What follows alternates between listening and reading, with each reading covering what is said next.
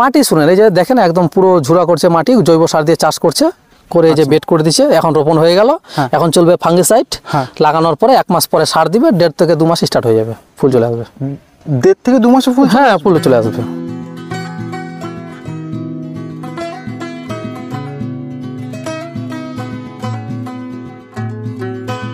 কিন্তু অন্যান্য ভ্যারাইটি যেমন একটু মানে ওষুধ স্প্রে কম বেশি হলে আগালগুলো কোকড়া হয়ে যায়, হলুদ হয়ে যায়, আবার স্প্রে করে। কিন্তু এই গাছগুলো দেখেন, গোটা বাগানটাকে দেখেন একবারে, এটা যে চাষ করছে কিনা সে সেরকম স্প্রে করে না, কিন্তু তাহলেও দেখেন প্রত্যেকটা গাছে একটা গোটা বাগানে না হলুদ না পাতা কোকড়ানো পাবেন না, প্রত্যেকটা দেখেন একদম চকচক হয়ে আছে মাথাতে।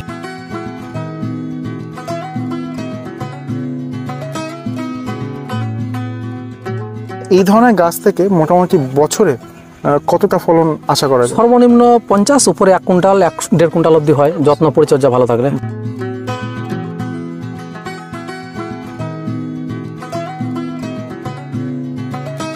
আপনি যেভাবে ব্যাপক হারে এর একটা প্রচার করছেন এবং যে কৃষকরা যে আগ্রহ দেখাচ্ছে ব্যাপকভাবে, সেই ক্ষেত্রে আপনি কি এত কৃষককে পরিষেবা দিতে পারবেন কিনা? ভিডিও দেখে নেওয়া যে কোনো সিদ্ধান্ত একান্তই আপনার ব্যক্তিগত সিদ্ধান্ত। ভিডিওর মালিক আপনাকে কোনো রকম সিদ্ধান্ত নিতে বাধ্য করছে না। দাদা নমস্কার। নমস্কার। কেমন আছেন দাদা? ভালো। আচ্ছা দাদা, ছোট্ট করে আপনার নাম, পরিচয়, ঠিকানাটা। আমার নাম হচ্ছে অনুপ দেবনাথ, গ্রাম হচ্ছে পুন্ডরি, থানা হরিরামপুর, জেলা দক্ষিণ দিনাজপুর। খুব ভালো দাদা, এখানে খুব সুন্দর একটা পেঁপে বাগানে আছে এবং আমি দেখছি খাটো প্রজাতির যেই পেঁপেগুলো রয়েছে সেই প্রজাতির গাছ। আচ্ছা দাদা, এই প্রজাতির গাছের বিশেষত্ব কি? এখানে শুনেন, এখানে খাটো আছে এবং অন্যান্য 2-3টা ভ্যারাইটি লাগানো আছে এখানে। আচ্ছা, এখানে যেমন লং মানে বড় গাছের মধ্যে 2টো ভ্যারাইটি আছে, থাইরয়েড প্লাস আম্বার লেডি। এই দুটোতে রোগ প্রতিরোধ ক্ষমতা প্রচুর, রোগ প্রতিরোধ ক্ষমতা প্রচুর। অন্যান্য ভ্যারাইটি যেমন সপ্তাহে স্প্রে করতে হয়, এটা একবার মাসে করলে হয়ে যায়, মানে ভাইরাস আসবে না। ওকে, প্রচুর পরিমাণে রোগ প্রতিরোধ ক্ষমতা। আচ্ছা, তো রোগ প্রতিরোধ ক্ষমতা এটা একটা ভালো পয়েন্ট। ভালো পয়েন্ট। এবার যদি আমি দেশি গাছের সঙ্গে তুলনা করি, ফলনের কি ব্যাপার আছে? ফলন শুনেন, এটা হাইব্রিডের, এটা তো হাইব্রিড ভ্যারাইটি না, কিন্তু এটা হাইব্রিডের মতোই ফলন হবে।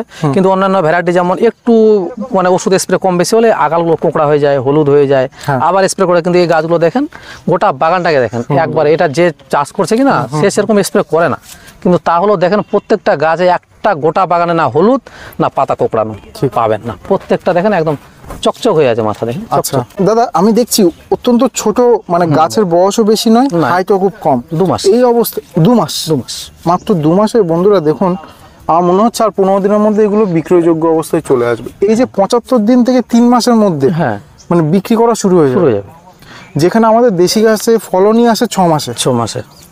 বাহ। আচ্ছা দাদা, এই ধরনের গাছ থেকে মোটামুটি বছরে কতটা ফলন আশা করা যায়? সর্বনিম্ন 50, উপরে 1 কুইন্টাল 1.5 কুইন্টাল অবধি হয়, যত্ন পরিচর্যা ভালো থাকলে। যত্ন পরিচর্যা, মাটি, আবহাওয়া ভালো থাকলে ন্যূনতম 50, এটা হবেই, এটা হবে।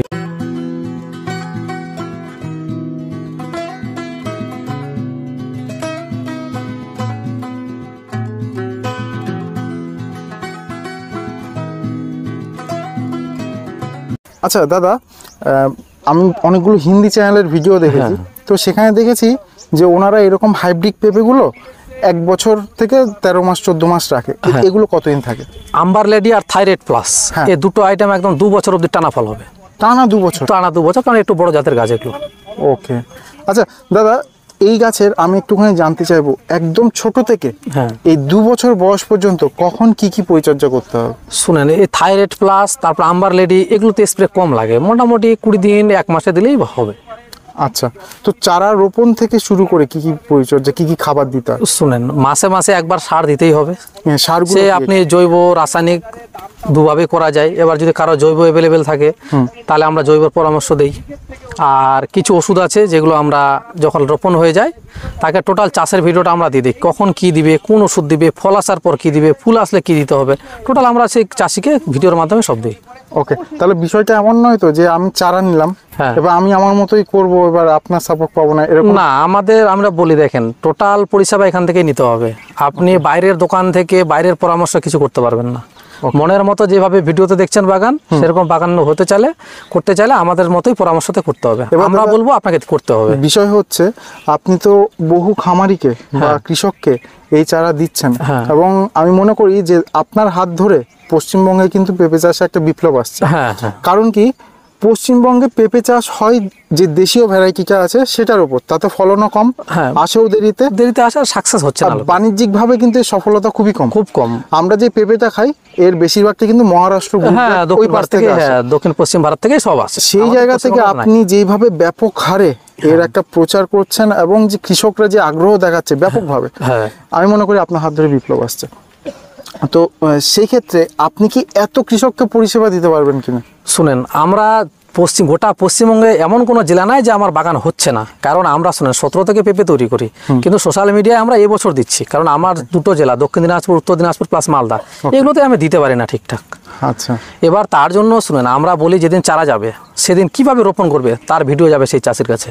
ওকে, 1 মাস যখন হয়ে গেল তখন চলে যাবে টোটাল চাষের ভিডিও।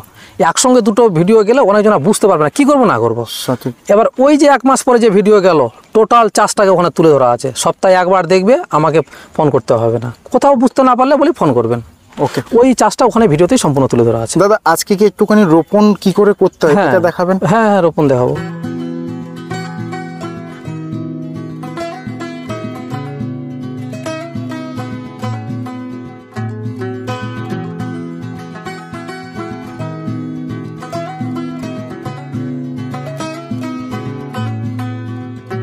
হ্যাঁ দাদা, একটু প্রসেসটা বলবেন আমাদেরকে। প্রসেস এই যে প্রথম বেড বানাতে হবে। এই যে দেখেন বেডের কোয়ালিটিগুলো দেখেন, বেডটা অনেকটা চওড়া কিন্তু। হ্যাঁ 3 ফিট মতো চওড়া হবে।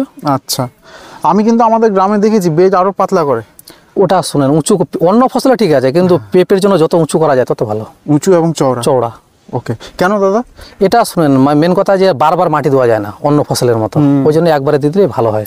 ওকে, আচ্ছা ঠিক আছে। আর এই চারার থেকে চারার ডিস্টেন্স কতটা হয়? এটা 6 ফিট বাই 6 ফিট আছে সব। 6 ফিট বাই 6 ফিট। কোথাও ধরেন এটা তৈরি করতে একটু ডিস্টেন্স কম বেশি আছে, সেখানে 6 বাই 5, কিন্তু মেনটেন্যান্স 6 আছে। আচ্ছা, তাহলে বন্ধুরা এই চারার থেকে ওই চারার দূরত্ব লাইন বাই লাইন 6 ফুট। আবার এখান থেকে এই চারার দূরত্ব side by side 6 foot. 6 foot.